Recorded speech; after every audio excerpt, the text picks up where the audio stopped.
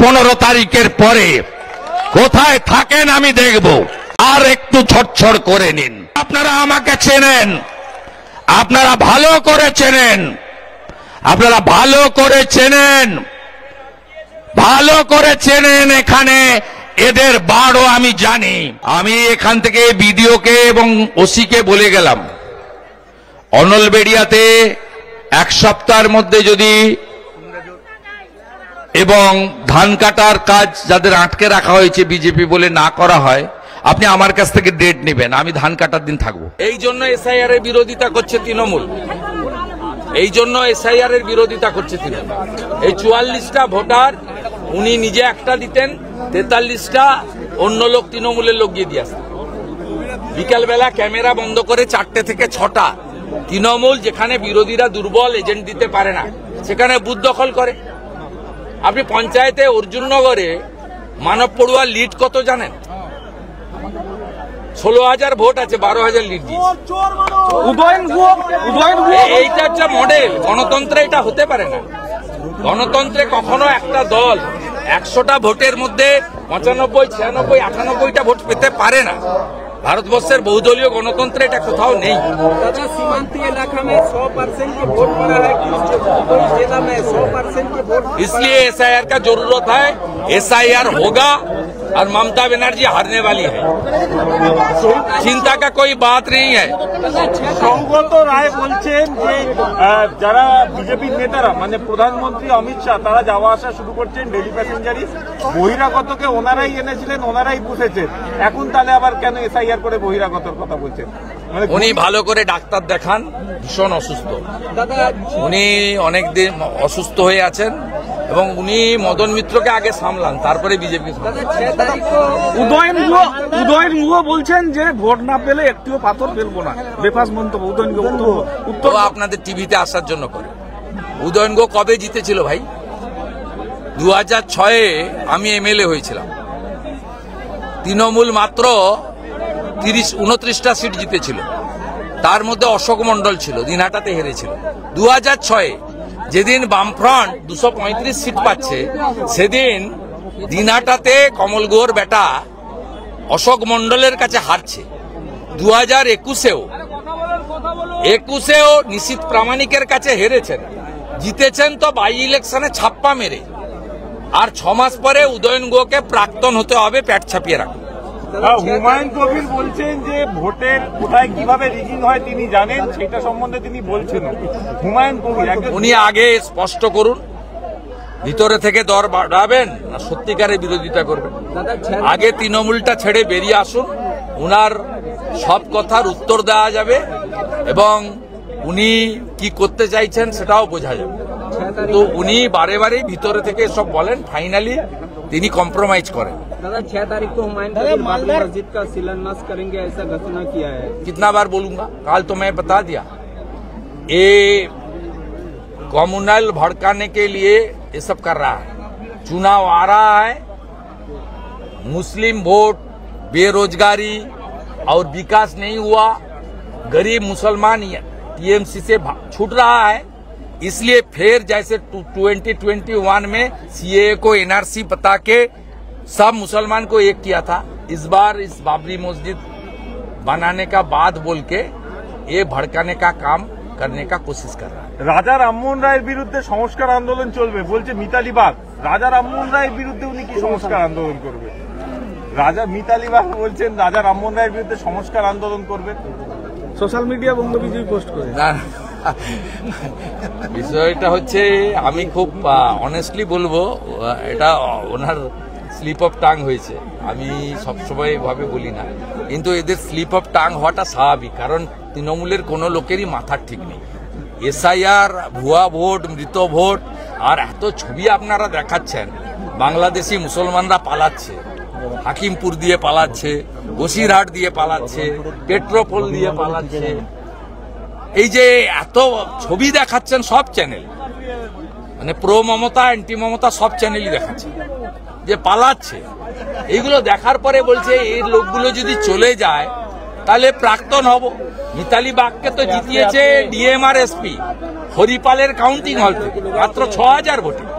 মিতালিবাগ তো জেতেনি, ওখানে অরূপকান্তি দিগর জিতেছে। অতএব এটা স্লিপ অফ টাং, কিন্তু মাথা মানে ভয়ে আতঙ্কের মধ্যে তৃণমূলের সবাই আছেন, তাই করছে। কল্যাণ বন্দ্যোপাধ্যায় বলছেন বিহারে জেতার জন্যই দিল্লিতে বিস্ফোরণ, বিহারে জেতার জন্যই দিল্লিতে পরিকল্পিত বিস্ফোরণ, কল্যাণ বন্দ্যোপাধ্যায় বলছেন। ওনার সুপ্রিম কোর্টে যাওয়া উচিত, সিটিং জাস্টিসকে দিয়ে ইনভেস্টিগেশন করানো উচিত। উনি তো, ওনার তো খরচ লাগবে না, নিজেই লয়ার, উনি সুপ্রিম কোর্টে একটা জুডিশিয়াল ইনভেস্টিগেশন চান। এগুলো সব দেশ বিরোধী কথা, জামাতিদের মতো কথা। বাংলাদেশে যা হচ্ছে এখানেও এরা তার প্রতিনিধিত্ব করছে। এরা উদার চেতনার রাষ্ট্রবাদী দেশপ্রেমিক নয়।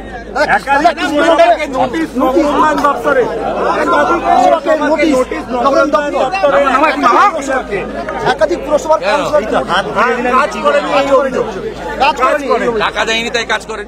ভাইপো হেলিকপ্টার নিয়ে এসেছিল, বলেছিল অধিকারী মুক্ত পূর্ব মেদিনীপুর চাই, কোলাঘাট থেকে এগরা আপনারা পিসি ভাইপো মুক্ত পূর্ব মেদিনীপুর তৈরি করে দিয়েছেন। 16টার মধ্যে 15টা বিধানসভায় লিড। তমলুকে 80,000-এর কাছাকাছি ভোটে অভিজিৎ গাঙ্গুলি, 50,000-এর কাছাকাছি ভোটে বিজেপি প্রার্থী সৌমেন্দু অধিকারী কাঁথি থেকে নির্বাচিত হয়েছে। আপনাদের আমি বলে দিলাম, শুধু এসআইআর-এর কাজটা ঠিকঠাক করে করুন। আমাদের সঙ্গে ওদের তফাৎ কত?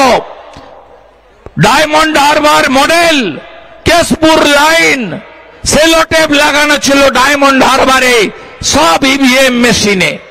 কেশপুরে প্রার্থী হিরণকে আটকে রেখে পুলিশ এবং আধা সামরিক বাহিনীর সামনে বুথ কেন্দ্রে যেতে দেওয়া হয়নি। ঝাড়গ্রামের প্রার্থী ডাক্তার প্রণত টুডুকে ঘর বেতাতে মাথা ফাটিয়ে দেওয়া হয়েছিল, দেখেছেন? ডায়মন্ড হারবারের প্রার্থীকে ফলতাতে 3.5 ঘন্টা আটকে রাখা হয়েছিল। কোচবিহারে নিশীথ প্রামাণিকের উপরে আক্রমণ হয়েছিল, হুগলিতে লকেট চ্যাটার্জির উপর আক্রমণ হয়েছিল। তারপরেও আমরা 2,33,27,000, ওরা 2,75,00,000। এসআইআরে লিখে রাখুন, যতই প্যাক করো না কেন, বাবার সঙ্গে মায়ের সঙ্গে, বাবাকে শ্বশুর, শ্বশুরকে বাবা, আর জামাইকে ছেলে, ছেলেকে জামাই বানাও না কেন, 1 কোটি নাম উড়ে যাবে যাবে যাবে যাবে যাবে। কোন মৃত নাম থাকবে না, ফেক ভোটার থাকবে না, ডবল ট্রিপল এন্ট্রি থাকবে না। বাংলাদেশ থেকে যে হিন্দু এসেছে তারা অনুপ্রবেশকারী নয়, তারা শরণার্থী, তারা থাকবে। বাংলাদেশের মুসলমান আর রোহিঙ্গারা পালাবে। কার্বলিক অ্যাসিড ঢেলেছে ইলেকশন কমিশন গড়তে, পিল পিল করে পালাচ্ছে। আমি বলি এদের জেলে দেওয়ার দরকার নেই, ভাগ, পালা, তাড়াতাড়ি পালা, নইলে আসামে যা হয়েছে, ইউপি গুজরাট যা করেছে, এখানেও বিজেপি সরকার এলে এই অবৈধ অনুপ্রবেশকারীদের রাখবে না। তাই তাড়াতাড়ি পালাও। অনেকে বলছেন ছেড়ে দিচ্ছেন কেন? আমি বলছি ঠিক করছে। এরা এতদিন আমাদের রেশন খেয়েছে, ফুড জেহাদ। এরা এতদিন ভোট দিয়েছে মমতাকে, অর্থাৎ ভোট জেহাদ। এরা আমাদের ধর্মচারণের উপরে আক্রমণ করেছে, ধর্ম জেহাদ। আমাদের বোনকে, কন্যাকে তুলে নিয়ে গিয়ে লাভ জেহাদে পটিয়ে বিয়ে করে তার ধর্ম পরিবর্তন করিয়েছে, অর্থাৎ লাভ জেহাদ। আমাদের বর্ডার এলাকার জমি দখল করেছে, অর্থাৎ ল্যান্ড জেহাদ। এদেরকে তাড়াতাড়ি ভাগাও, তাড়াতাড়ি ভাগাও। এরা ভারতীয় নয়। আমরা বলে রাখি, যারা মাঝে মাঝে কালো পতাকা নিয়ে মাদাখালীতে উৎপাত করেন, সেই ভারতীয় মুসলিমদের আপনারা ভোট দেন না, আমরা জানি। আপনাদেরকে আমরা বিরোধী নই, সব ভারতীয় নাম ভোটার তালিকায় থাকবে, এ আমাদের ঘোষিত অবস্থান। আমি আপনাদের বলবো, ভারতীয় জনতা পার্টি যখন নির্বাচনে যাবে, আফটার এসআইআর 7ই ফেব্রুয়ারি 1 নম্বরে প্রতিষ্ঠান বিরোধিতা এই রাজ্যকে নাই রাজ্যে পরিণত করেছে। হসপিটালে ওষুধ নেই, স্কুলে বাচ্চা নেই, কলেজে ছাত্র ছাত্রী নেই, নাই রাজ্যে পরিণত করেছে। চাকরি নেই, পরিযায়ী শ্রমিক বাইরে পালাচ্ছে। 8200 বিদ্যালয় গত 1 বছরে বন্ধ হয়েছে।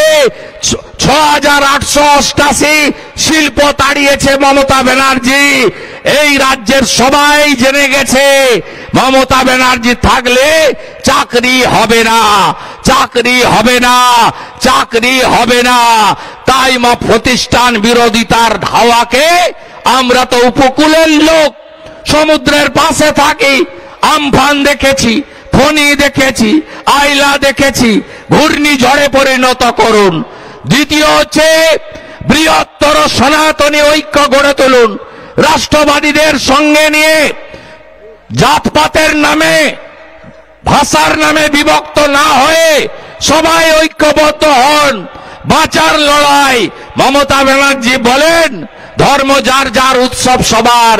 বিরোধী দলনেতা বলেন ধর্ম যার যার, রক্ষা করার দায়িত্ব তার তার। আর কত দেখতে হবে? মা কালীকে প্রিজন ভ্যানে তুলেছে মমতার পুলিশ। কাকদ্বীপে ক্ষমা করবেন হ্যাঁ কি না জানতে চাই।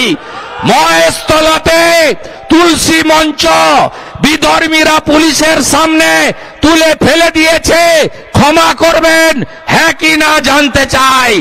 ধুলিয়ান শমশেরগঞ্জে হিন্দু পলায়ন হয়েছে।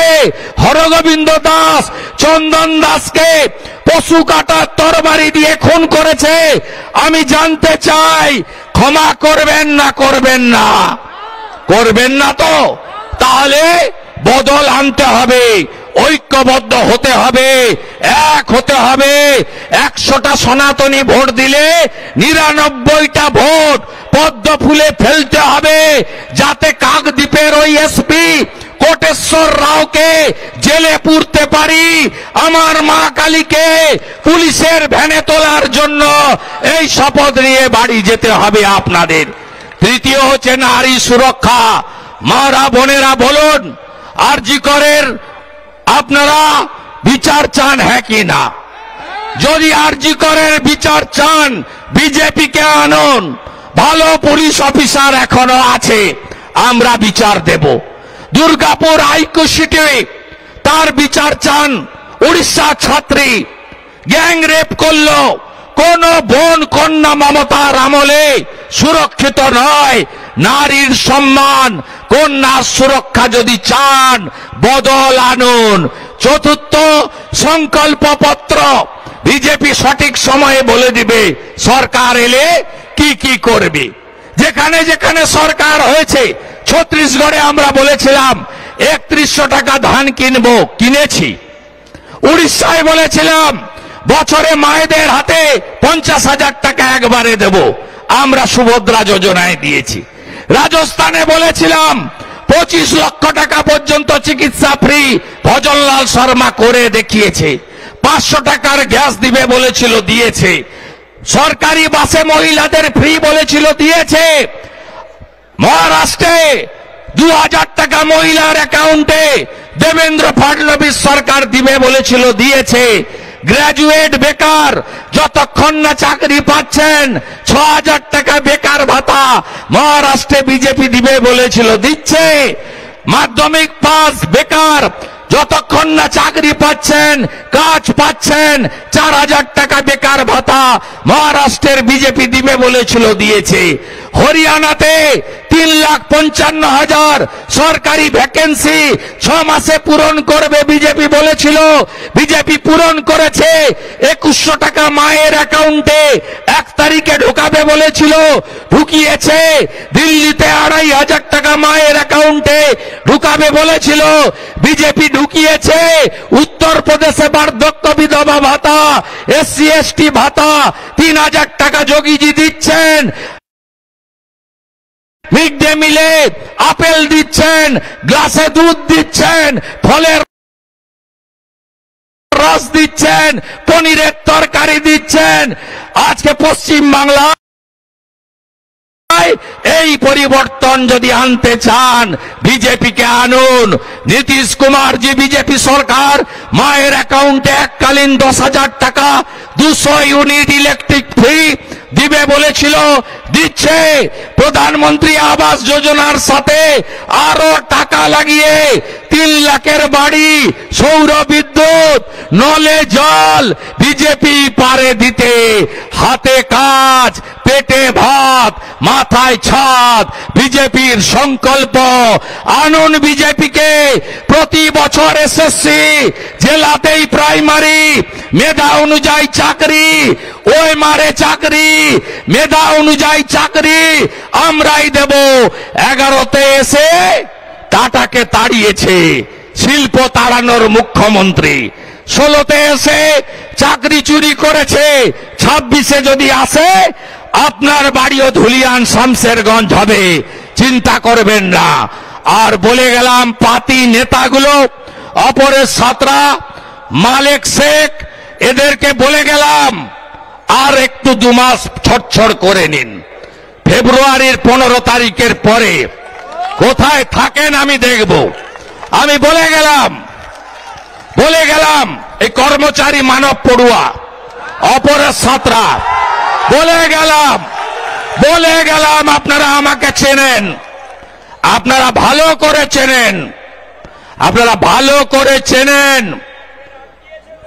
করে চেনেন, এখানে এদের বাড়ও আমি জানি। অর্জুননগরে বুথ সভাপতিরা আছেন তো? আপনারা লোকসভা ভোটে সুরক্ষা পেয়েছিলেন। আমি কথা দিয়ে গেলাম, যে বুথে চোখ দেখাবে সেই বুথে কি করে উত্তর দিতে হয় আমার পড়াশোনাটা ভালো করে করা আছে। সকালবেলা ধান কাটা আছে, আপনারা উঠবেন। অন্ধকার গাঢ় হয়ে গেছে। আগামীকাল দক্ষিণ 24 পরগনার মন্দির বাজারে আবার দেখা হবে, আরো বড় সভায় দেখা হবে। কে বলে বিজেপি নেই? আমি নানুরে গেছি, 5 বছর পরে সভা হয়েছে। কালকে বড়ুয়াতে মুসলিম সংখ্যালঘু অধ্যুষিত ডাক বাংলোতে সভা করেছি। সেখানকার বিজেপি নেতারা বলছে বিজেপি প্রতিষ্ঠা হওয়ার পরে এই প্রথম এখানে সভা হলো। আমি আহ্বান করেছি রাষ্ট্রবাদী মুসলিমদের, আপনারা আসুন। আপনাদের তেজপাতা করে রেখেছে মমতা ব্যানার্জি, তরকারিতে লাগে কিন্তু খাওয়া যায় না। আমি জয় শ্রীরাম বলি, আপনাকে জয় শ্রীরাম বলতে হবে না। ভারত মাতা কি জয় বলুন, বন্দে মাতরম বলুন, জয় হিন্দ বলুন। কাঁধে কাঁধ মিলিয়ে নরেন্দ্র মোদীজির রাষ্ট্রবাদ, দেশপ্রেম, বিকাশবাদ, যোগীজির সুরক্ষা সুশাসনকে বাংলায় প্রতিষ্ঠা করতে হবে। সব বেকার জোট বাঁধুন।